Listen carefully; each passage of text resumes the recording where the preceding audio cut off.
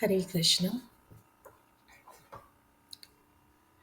All the crimes that occur in the world, all the crimes, whichever they may be, from higher to the lowest, from the larger to the smallest, from the smallest to the largest, whatever you can think of in the crime world or the in this material world, better to say material world, they are due to the uncontrolled mind.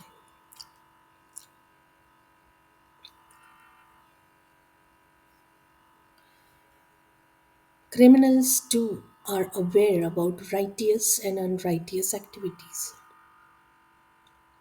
but their unbridled mind tracks them towards the hellish path, and thus they invite misery for themselves and afflict miseries on others too. Mind always demands for more and more, no matter how much we satisfy it, but like a mad elephant, it keeps us tormenting. Great personalities throughout ages, whoever the great personalities, they knew this, and that's why they have accepted this harsh reality. Arjun too admits in Bhagavad Gita, for the mind is restless, turbulent, and very strong. To subdue it, O Krishna, I think, is more difficult than controlling the wind. This is what he sees. Mind should be controlled by intelligence, but often mind overpowers the intelligence. The mind desires and the intelligence decides. So, mind is supposed to be controlled by intelligence, but intelligence is the mind overpowers the intelligence. However, how then is it possible for anyone to work for the success of the goals? There is a hope for us, however. Krishna concedes that controlling mind is difficult, but he also assures us that it is not impossible.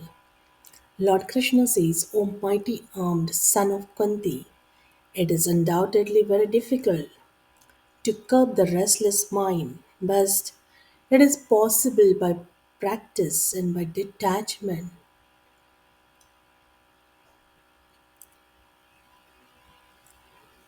So, the most potent way of practicing mind control in the present age is by chanting the holy names of the Lord, like the Hare Krishna Mahamantra. Along with this, we also need to hear more about transcendental pastimes of the Lord. It will purify our consciousness and nourish our intelligence. Krishna has prescribed something like, called as a vairagya, that is detachment from material worldly thoughts and engagement in spiritual activities. Some try to control the mind by trying to create a void in the mind or by emptying the unwanted thoughts. Such a process will not yield any substantial result. If we want to light a bulb in the house, then we must first connect the plug to the main line. So, some try to, what I was reading this line, I come back to it again. Some try to control the mind by trying to create a void in the mind or by emptying the unwanted thoughts. Such a process will not yield any substantial result. If we want to light a bulb in the house, we must first connect the plug to the main line. The main line draws power from the power grid and supplies light to us. Similarly, the moment we connect ourselves to Krishna, who is the source of all enlightenment, at the moment we connect ourselves to Krishna, was the source of all enlightenment, our intelligence gets nourished and strengthened. All the negative thoughts start vanishing, and we get spiritual intelligence. Then, by our intelligence, we can effortlessly subdue the mind. Prabhupada also explains that the easiest way to control the mind is by chanting Hare Krishna. It's being told, Srila Prabhupada suggests that which is told by Lord Chaitanya. By chanting the Hare Krishna, the great mantra for deliverance in all humility. The method practice prescribed is Savai Mana Krishna Padaravindayo. One must engage one's mind fully in Krishna. It is said, mind can be our best friend and also can be our worst enemy.